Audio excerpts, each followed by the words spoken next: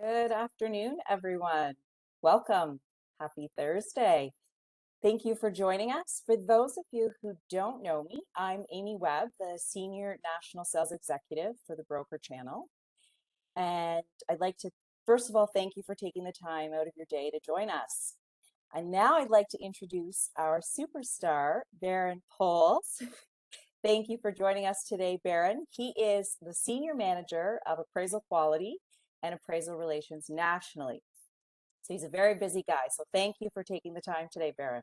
Well, thank you very much for inviting me, and I want to thank everyone for taking time out of your day to join us for a half hour.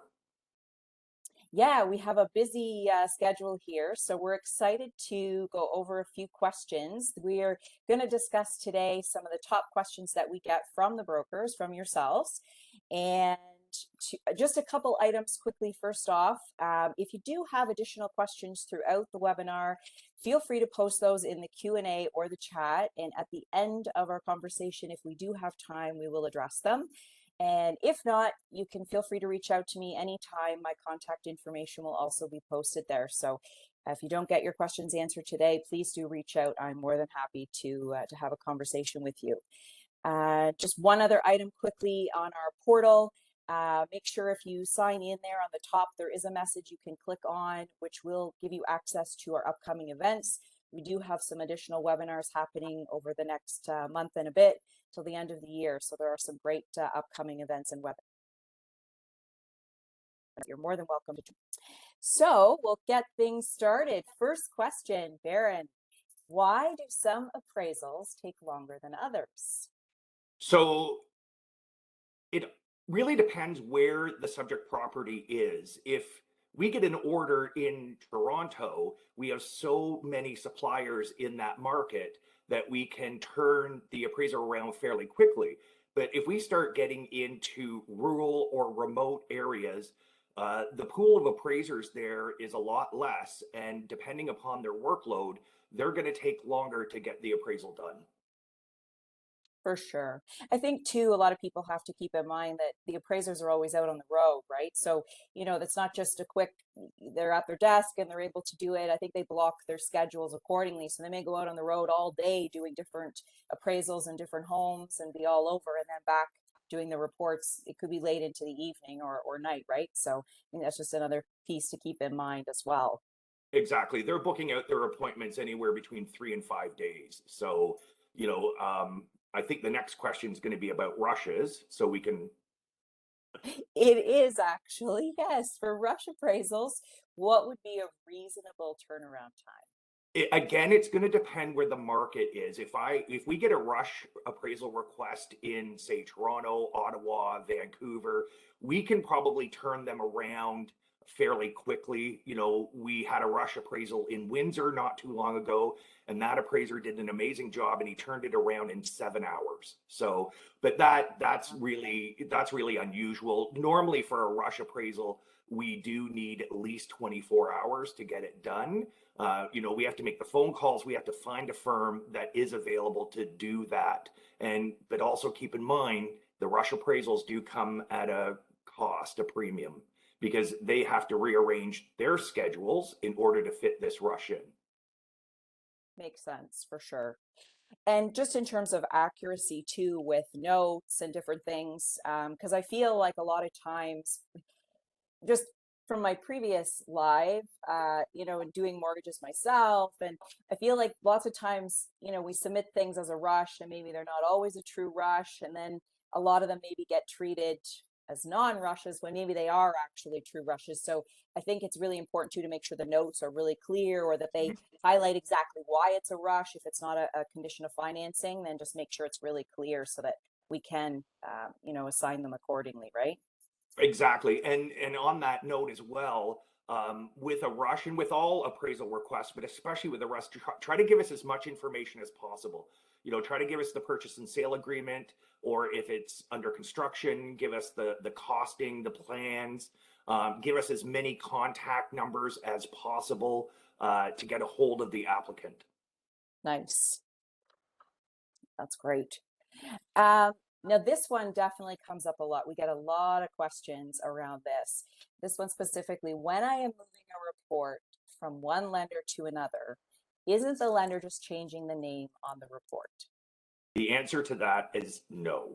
So it depends on the association that the appraiser belongs to who did the original report. So there are two main appraisal associations in Canada outside of Quebec. One is Scenaria and the other one is the Appraisal Institute of Canada.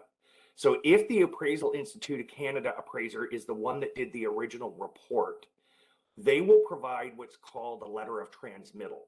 So we need to get a letter from the original lender saying that they have no further interest in that appraisal and that they're not going to be providing financing. We have to show the appraiser that we have that on file, and now they will do a letter basically stating that the new lender can use their report for lending purposes. If a scenario appraiser completed the first one, they treat this as a brand new assignment. So we don't need a release letter from the original lender. They will, as I said, you will get a brand new report, and it will be done with the new lender's terms of reference in mind. So it's important to keep in mind who did the first one. Was it a CRA or was it a DAR? The CRA is part of the Appraisal Institute, and DARs are part of Scenaria. So they have their own standards on how they have to deal with a lender redirect.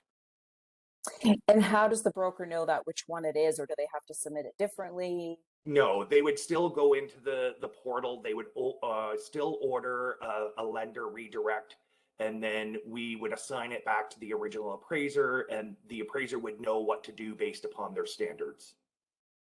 Gotcha. Another hot topic, especially in today's market. If I want to appeal the value of my report, is it worth it? Well, that's up to the individual broker. Please keep in mind that, through our tracking of value appeals, only approximately 30% of value appeals are actually granted. The broker would need to submit supporting documentation in the form of new comparables that they would like the appraiser to consider.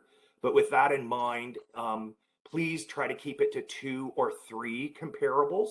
An appraiser is not going to take a look at a list of 10 new comparables because they've already done their research when they wrote the report, and they have chosen what they feel are the 3, 4, 5 best comparables already. And another item to keep in mind is don't provide the appraiser active listings. They can't consider an active listing. It has to be a closed sale for them to consider. Right.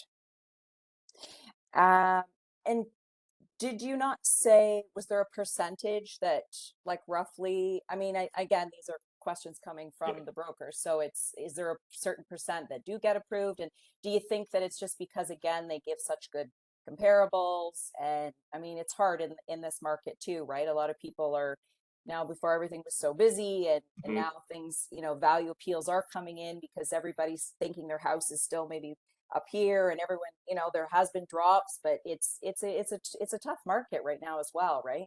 It is, and we are seeing an increase in value appeals, and we're also seeing an increase in second opinions. But as I said earlier, the percentage for value appeals that are granted are usually only about 30%. Okay, good. Thank you. Does the other lender have to give the okay to transfer the report? So that if it's a member of the Appraisal Institute that did the original report, yes, they need a release letter from the first lender, and then from there they will do the letter of reliance. And if it was a scenario appraiser that completed the first report, we don't need one because, as I said, they're going to treat it as a brand new assignment. Okay.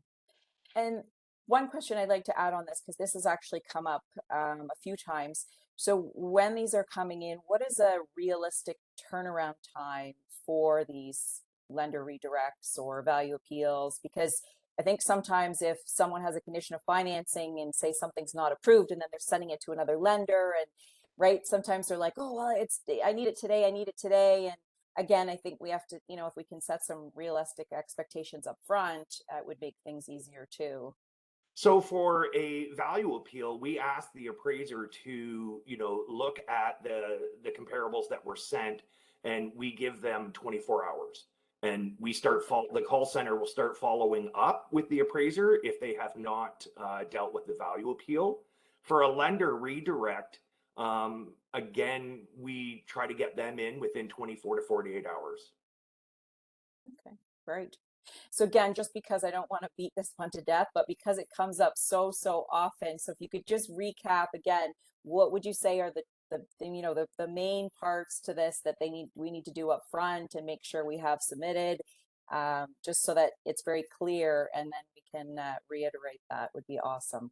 Yeah, so for the value appeal, make sure that you have 2 to 3 recent comparables in the subject neighborhood that you're going to provide, that you want the appraiser to have a look at.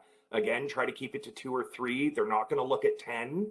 For the value appeal, we try to get that resolved for the broker within 24 hours. For the lender redirect, just place the order and we will take care of it from there. We'll send it back to the original appraiser and we try to get them done within 24 to 48 hours as well. Awesome. Thank you. That's great. This one also comes up quite a bit. What types of renovations add value, or what would you suggest and would say are the best options? So typically, a kitchen renovation, a bathroom renovation, a finished basement would add value. Things like a swimming pool may not. It depends upon, if it's a purchase, it depends upon, the applicant purchasing the property. They may love the fact that there's a swimming pool there, or they may have small children and they love the house, but they don't want to have a pool and they may want it filled in. So it depends. Landscaping, some people spend quite a bit of money on landscaping, but that doesn't necessarily translate into dollar for dollar into the value of the house. Again, landscaping is something that can be quite personal. Someone may love it. Someone may say, nope, I want to change the landscaping. So it really depends. But like kitchens and bathrooms generally add, a renovation of them generally adds value to the property. Perfect. And how do we determine pricing? So can the amount change after an order is placed? So for most of our appraisers, we have a contract in place with set pricing. We try to keep that to that pricing. And if the broker needs to add any add-ons such as a market rent, that will be included in the pricing. We try typically not to change the pricing. We don't like to do that. There are circumstances where the pricing may change, where the broker places the order and forgets to add the market rent. So we'll have to go back to the appraiser and say, this is now a full appraisal with market rents. And then the appraiser will modify the fee to include the market rent that was not included in the original order. Excellent. Thank you. Those were the top questions we had. We actually flew through those. We like to keep it short and sweet. Do we have any questions from anyone on the line? Any questions that have come in so far, or any other Q&A that we can address for you today? Hey guys, it's Laura. There is a question that came in that I can just provide you a summary for. It's a good one. It's asking us, how do we decide with our systems or manually, how do we decide what appraiser is going to do each order that comes in? And does it add time selecting that appraiser? Is it based on fees? How does that process work? Okay, so most of our work is auto assigned. So we'll have a pool of appraisers, say in Toronto, that have a contract with us. And then we have an algorithm that will choose the appraiser based upon their turn time, their quality, and their cost. And it will be auto-assigned to them. So most of the time, the order is auto-assigned to a firm within seconds. And then we get into, especially with the broker community, we get into the broker lenders that have lists. So if the lender has a list, then we're going to have to choose an appraiser that is on that lender's approved list. In areas north or rural, we may not have a lot of appraisers that are approved for that lender. So that may take a little bit more time. So, in urban areas, it's pretty fast. In rural areas, depending on our pool of appraisers that we can use, it might take a little bit longer. Nice. This one actually ties into this. I got this question as well. If I have a specific appraiser who is approved for a lender, can I ask for that specific appraiser directly? No, is the short answer. Most of the lenders are using an AMC because they want an arm's length between the transactions. So we try not to do that. So most of the lenders, if they found out that we sent it to the firm that you requested, they would not necessarily be happy with us. They want it to go through the auto assignment process and choose the appraiser randomly. Yeah. I'm going to read another question that came in for you guys. This one is about full appraisals versus modified appraisals. As we know, at the start of the pandemic, we went pretty much to modified appraisals. Can you explain the difference, and can you also talk about where we're at today? So the traditional full appraisal is the appraiser will call the applicant, book the appointment. They will go to the subject property. They will do the exterior inspection. They'll do the interior inspection. With a modified appraisal, the appraiser will still go to the subject property and they will do the exterior inspection, but they won't enter the property, especially if the applicant is asking the appraiser not to do that. Because of compromised health or maybe an active case of COVID in the subject property. So at that point, they will ask the applicant to provide all the interior photos of the subject property to them. There are specific lenders that have now said if the appraiser cannot do an interior inspection, they are to decline the order. And if it's because of the applicant not letting the appraiser in, then we have to go back to the lender to try to get an exception for a modified appraisal.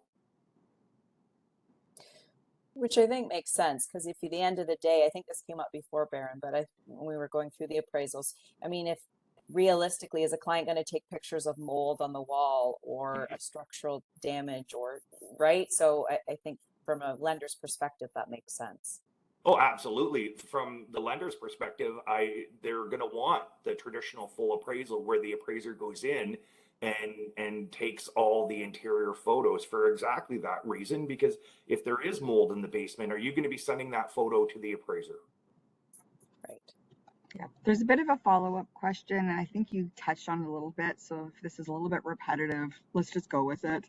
The individual is asking if their client doesn't want an appraiser, or anyone for that matter, to enter their home. Can they ask that, and what does that process look like?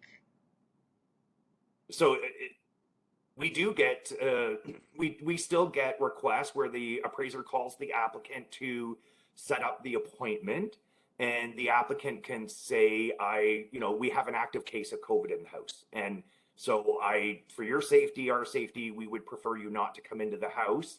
And if the lender still allows the modified appraisals, then we just move ahead and do a modified appraisal.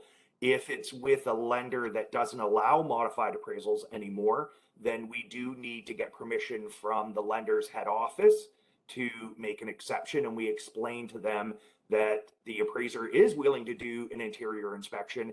However, the applicant has given the following reasons on why they don't want to let the appraiser in. Okay, good. And then at that point, it's up to the lender to decide if they will allow a modified appraisal. Okay, great. I'm going to read off another question. I'm sorry, I'm going to paraphrase a bit of another question that came in just to keep it short. And I think this is coming back to the title of the webinar, the insider's view or the secrets behind the scenes type questioning. Here's a good one. Is how do appraisers kind of rack and stack? Do we compare them with each other? Do we, is it, if we do, is it based on fees or turnaround times and things like that? And how is that weaved into how they're assigned? So we introduced a scoring system about a year or so ago where an appraiser is given a updated score every Sunday night. And that score is based on fees, turn time, and their quality score. So we try to get the request into the best appraisers that we have in our network. Okay, great. And then here's another one. You guys have great questions, by the way. Please keep them all coming. And I'm seeing. I'm sure we'll get to them all, but if we don't worry, we'll follow up with you because we keep a list of them. But here's one. How do you measure the quality of an appraisal? And you know, is there something that you guys do automatically, or what does that look like? We have an automated scoring for the quality, and we also have on staff certified appraisers that do quality reviews every month as well. And if we see an appraisal that is not up to the standards, then our in-house appraiser will give that appraiser a phone call and they will review the report with them. Okay, great.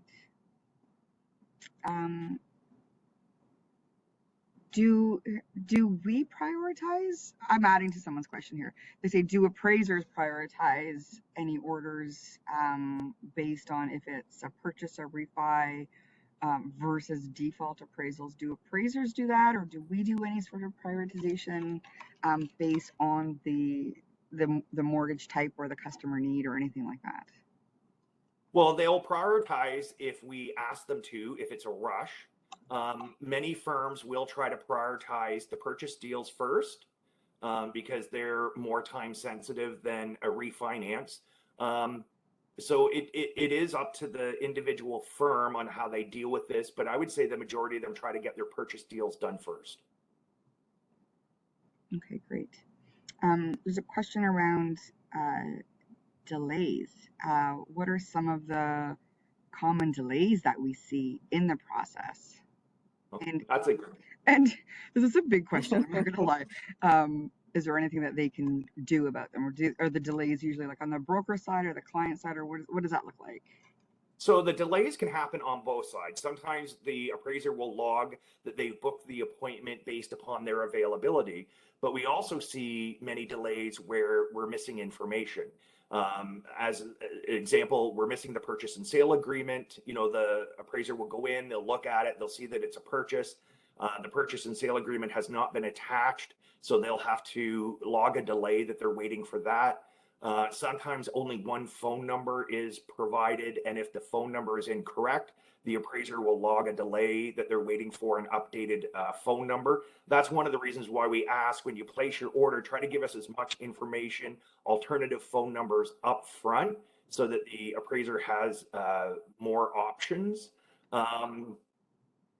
Didn't you say too? Oh, sorry. Oh, sorry. Just the last one of the last things I want to say is, you know, the appraiser will call the applicant right away, and then they're waiting for 3 or 4 days for the applicant to call them back. I think you also said too, one of the common delays too with the address when we went through the appraisal, if they missed putting the postal code and the city, that can also then kick it back. So then that would delay the process as well if they don't notice that right away. So just accuracy and making sure it's complete, all the info. And if it's a rural property, if you can try to give the legal address as well, it'll help them pinpoint, you know, where the subject is located. Okay, here's a good one. Are they supposed to, as a broker, upload the offer to purchase? If you have it, it would be very beneficial to upload it at the time of ordering the appraisal, yes. Here's one going back to the question around renovations. People who spend a lot of money, their expectations are high of what they're going to get back, especially if they're using, you know, higher quality products, countertops, things like that, custom home type things. If they're taking these into consideration, like how do they consider that as part of the value?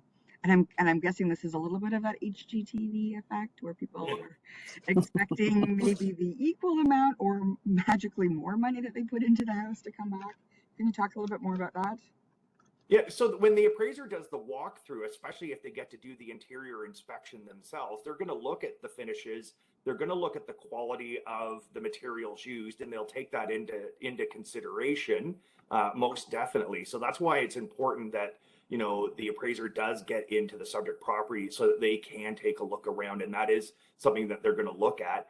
And when they go back to their office to find their comparables, they're going to try to find the comparables that are most similar to the subject property. So they're going to try to look for, you know, if there is superior finishes in the house, they're going to look for the comparables that sold that are in the neighborhood with superior, you know, finishes as well. The same style of the house, they're going to try to find, you know, if it's a 2-story house detached, they're going to try to find comparables that are, you know, 2-story detached with superior finishes in the neighborhood. So yes, they do take that into consideration. Okay, great. I feel like I should pay this person for asking this next question, but they're asking about our house price tracker. I know it's not quite about the appraisal process. This happens after the appraisal, but can you talk about the house price tracker and kind of how a broker would use that? I definitely can. Yeah. I was gonna bring that up at the end anyway.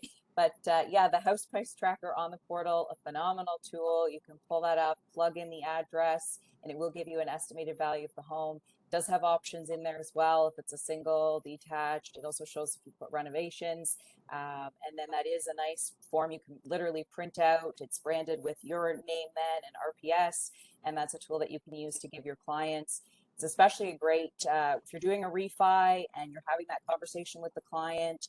It is about 80% of clients that will overvalue the value of their home. So it's a great way to help you, not telling them that, to actually show them, you know, here's a good estimated value for us to use up front to help be more efficient. And then after the fact, once you order the appraisals with us, you will get that automatically mailed to you, emailed to you, so you can then in turn send that to your client. So it's a great touch point. And you don't even have to build it into your CRM. It automatically comes to you and you can flip it to your client. So phenomenal tool that we do provide free to our broker partners on the portal. So if you're not familiar with that tool, there's a tab in the top of the portal. And if you have any questions on that at all, feel free to call me directly or reach out, and I'm happy to do a demo with you or help you anytime. So yeah. And I'll add it's free for brokers because we love brokers so much. So listen, we're almost at the end. There's 2 quick ones. I'm gonna try and squeeze both of these ones in for you guys, and I'll just give you guys the floor to close it up. But what tips can we give clients to prepare for an interior inspection? So, you know, when the appraiser calls and leaves the message, try to call them back as soon as possible to work out a mutual date that will work for both of you. You know, just that would be the main thing that I would stress, is just have your applicant call the appraiser back to book the appointment as soon as possible. And then some housekeeping tips I would say too, if there's anything blocking like your the panel for fuse box, like anything, if there's a gate that's locked, if there's, you know, anything specific, I would also put that in notes so that, you know, getting into the house, accessing the house, and clean and accessible so that they can get around the house. Or if there's dogs, put them on a leash Put so them that away. the appraiser's not attacked. Or if they're friendly dogs still, maybe they're afraid of dogs. So I would definitely have them tied up or in a cage. Those kind of things as well would be helpful. And then I think this one's kind of related, but the client typically pays for the appraisal. If there's a delay with a client paying for it, does that delay the appraisal overall? Yes. We will not assign an order until it has been paid for. Yes, that will definitely delay the process. And the broker can either pay for it or you can have it directed to the client. And then once that payment's made, then we'll proceed. Yeah, someone's asking, honestly, I will pay this guy too, but he's asking for where do they find the house price tracker. So it's in two places. You can get it on demand. You can have that for lead generation. It's in the portal. If you haven't registered for the portal, I did put a link for that, access.rpsrealsolutions.com. There is a tab that says house price tracker at the top. It's really easy to use. If the PDF doesn't pop up, you might have your pop-up blocker. Just undo that once and it allows it going forward. The second time is what we love so much is if you order an appraisal from us, which we hope you all do, it comes to you automatically, just in your email box, just to you as a broker, and you decide if you're sharing it with a client or not. So, yes. Wonderful. Owner-occupied rentals. I'm squeezing one more in, guys. Stay on. This is being recorded if you can't stay. Listen, we got good questions. Owner-occupied rentals, what does the appraiser look for when determining market rents? Like basement type thing, main floor, like where the living space is, all that kind of stuff. How does that work? So one of the things that both associations have just recently released is the appraiser cannot provide a market rent unless the rental suite is conforming and legal. So that's one of the things they're going to look for first, that it is legal and conforming. And then from there, they're going to do research. They're going to look at various websites to try to figure out what the average market rent is in that neighborhood for that type of subject property. They're going to include a market rent grid in the appraisal where they have other rentals and what they are renting for. Okay, great. Excellent. Listen, there's a couple more little questions. I really want to be respectful of everyone's time. I can see everyone's questions afterwards in a report. I will make sure that Amy gets access to that list. So if there's some follow-ups, she can do that. Some look like they might be more for Barend, so we'll figure that out afterwards, but I'll pass it back to you, Amy and Barend, just to wrap up. Sounds great. Thank you so much. Yes, well, hopefully if we have more questions coming in and as we see kind of themes, if there's specific questions, maybe we'll bug Barend to come back and do another webinar together. But thank you so much, everyone, today for taking the time. Like I said, we really appreciate it. And don't forget to go on the portal, check out where the upcoming webinars and events happening, and as well the house price tracker. Again, thank you so much, Barend and Laura, and have a super day. Thank you. Thank you very much for joining us today.